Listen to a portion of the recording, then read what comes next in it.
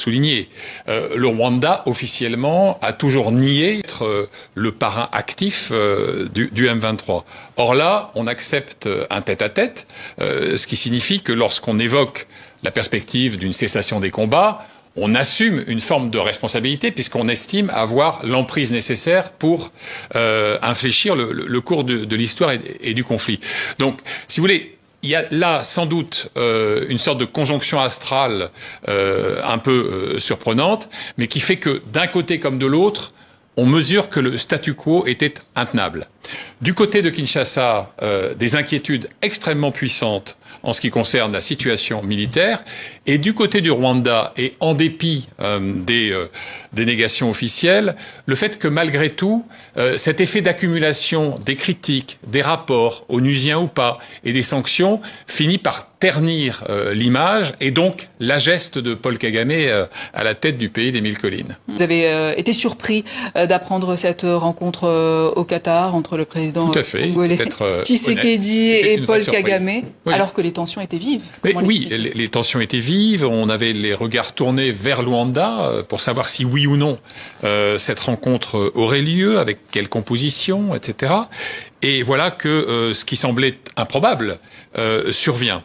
Tout ça a été préparé dans le plus grand secret, avec une médiation très active donc de l'émir du Qatar. Je vois peut-être deux hypothèses. D'abord, l'extraterritorialité peut être un atout.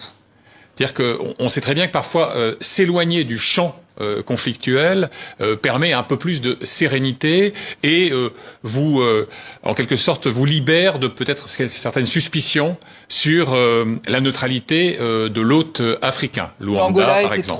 Trop proche peut-être. Peut-être que c'était perçu comme ça par les uns ou les autres. Puis un autre enseignement qui est très intéressant au fond, c'est que d'abord, on se souvient que la dernière rencontre des deux hommes, Kagame et Tshisekedi, remonte à février 2024. Il y a plus d'un an maintenant. Elle avait été glaciale. C'était dans la coulisse d'un sommet de l'Union africaine. Et puis, on se souvient aussi du rendez-vous manqué de la mi-décembre dernier.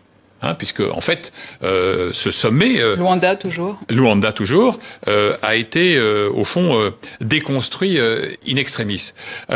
Et j'observe enfin que, du côté de Kinshasa, la ligne rouge qui avait été tracée par Félix Tshisekedi, c'était ce fameux contact direct, négociation avec la rébellion du M23.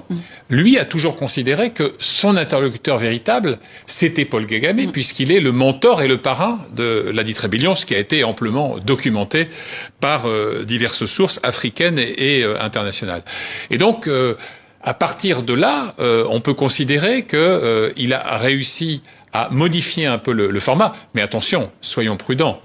Ce qui est advenu aujourd'hui, c'est une prise de contact dont on nous dit qu'elle a duré environ 45 minutes, qu'elle aurait été cordiale, ce qui en langage diplomatique ne veut pas signifier grand-chose.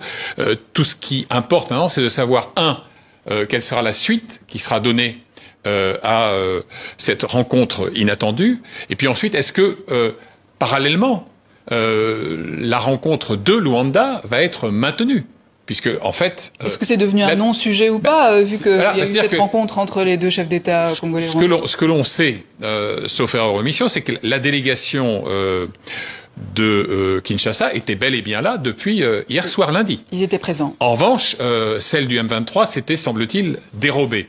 Alors, il va de soi que ce qui s'est passé à Doha aujourd'hui au Qatar va changer la donne. Mais je crois avant tout que ça n'est que, en quelque sorte, le prologue d'un processus de négociation qui peut d'ailleurs s'expliquer aussi par le fait que vous avez des enjeux militaires essentiels.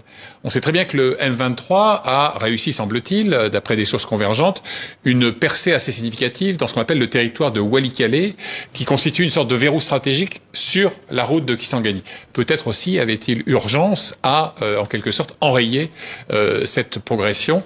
Et on citait dans l'entourage de Félix Tshisekedi